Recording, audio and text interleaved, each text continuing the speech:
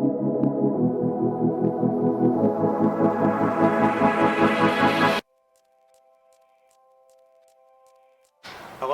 welcome to the video. It's Jake. I'm Tyler.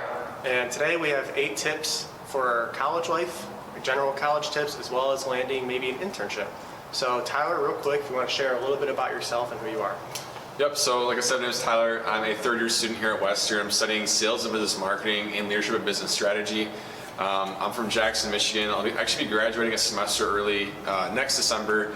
So it's coming to a close here, and COVID's here, and just trying to have fun every day and make the most of college. But yeah, happy to be here, Jake. Heck yeah, so a little bit, I was texting Tyler yesterday before I was about to shoot this video, and I knew I was doing college tips, and I thought, what better person to bring onto the channel about college tips? This man is very involved.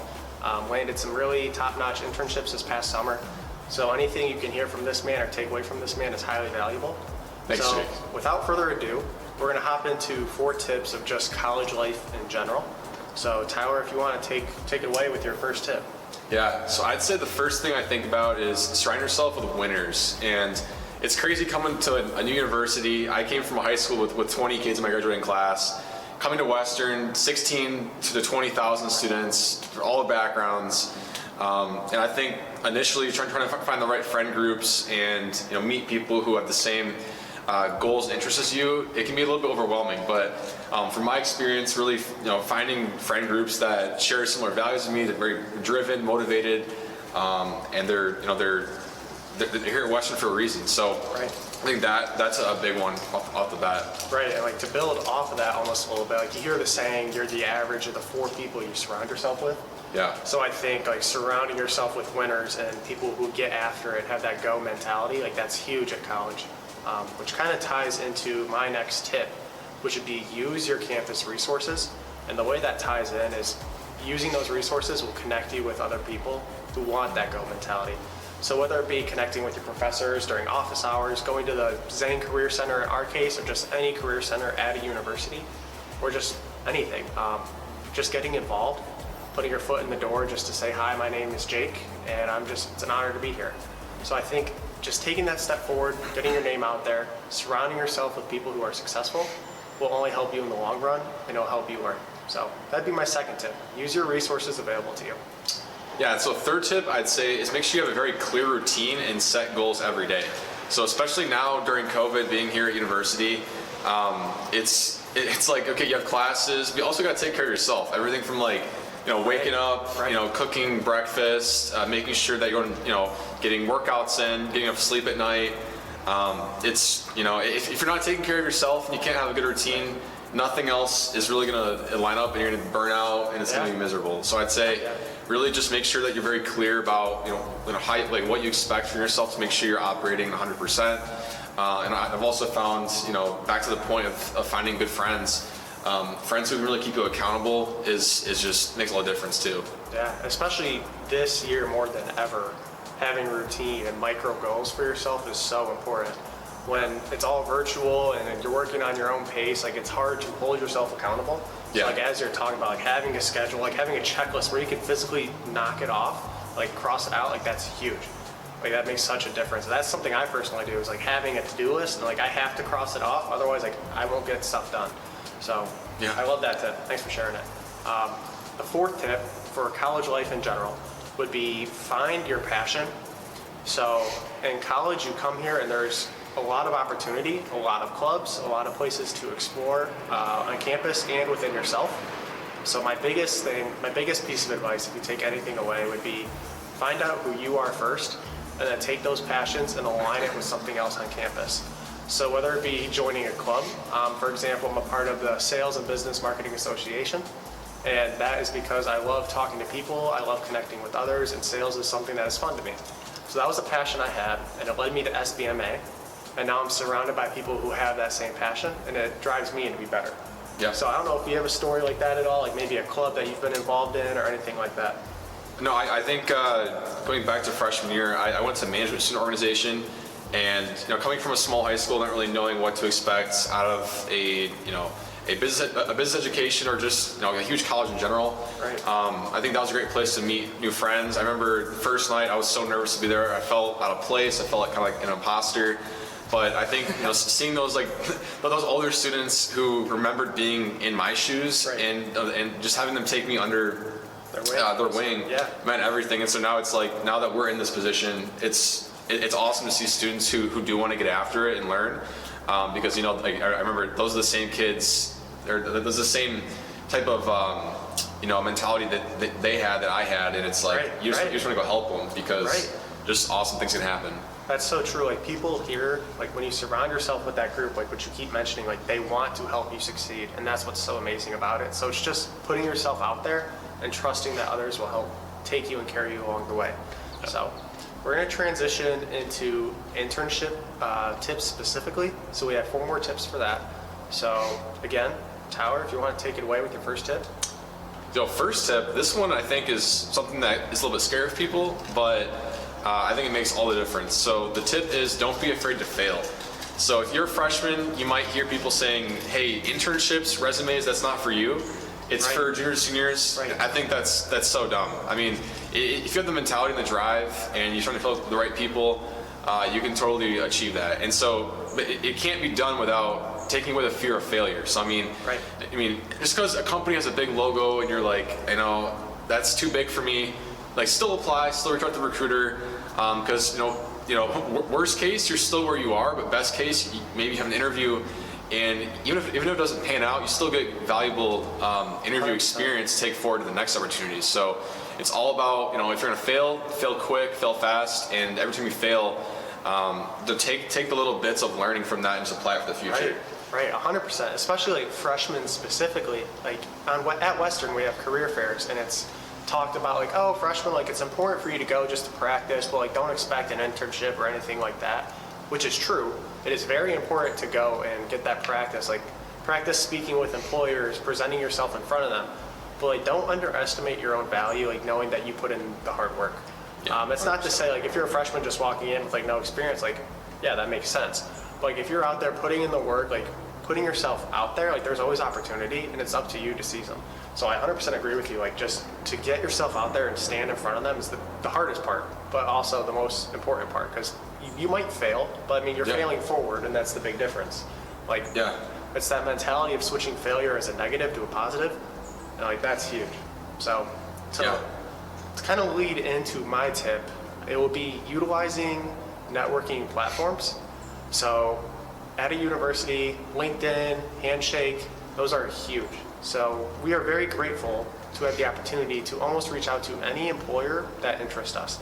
For example, Google, Tesla, Amazon, they are all on LinkedIn, and it is up to me to just find the recruiter and message them and be like, hey, I'm super interested, like I'd love to hear more about any opportunities that you have.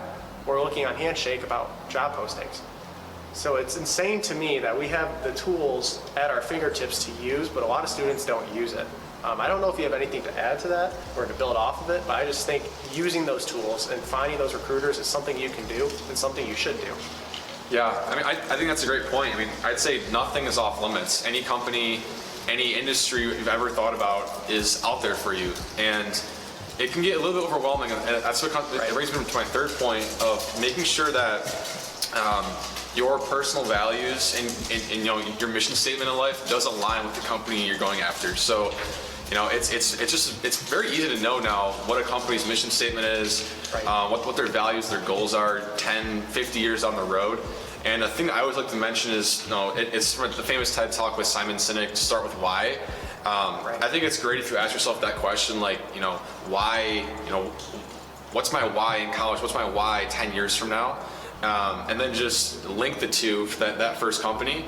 And also remember that first company doesn't have to be like your forever company. I mean, it can be somewhere that you go, you learn, you grow, you meet people, you get personal experience.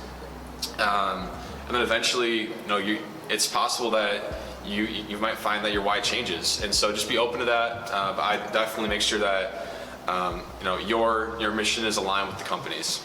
100%. And that ties into my final tip, which would be come prepared. So once you find your why and a company's why and they align, it is important to understand, again, why they align. So look at the values, look at their mission statement, look at some current news, know about the company. Like, you should know everything about them before you walk into that interview. Be prepared in the sense of if they ask you any question, you have an answer, and then have good questions to ask them. So recently, Tyler is a part of the Business Influencers Organization, and we had a member from Apple come on and talk, and he threw out the question to ask employers, which it's sticking with me because it was so interesting. I was mind blown by it. I never thought about it. It was, ask the employer, what do they love about the company so much that makes them want to retire there? Good question. And that's huge. Like, if you can find a person that can truthfully answer that question and be like, I love this company so much and I want to retire here because top management truly cares and I have a personal connection with every single one of them, and they take action that aligns with their values and it makes me happy to work here. Like, that is an answer you want to hear as a student, knowing that you're applying for that job. So it's just the little things like that of knowing what you're walking into.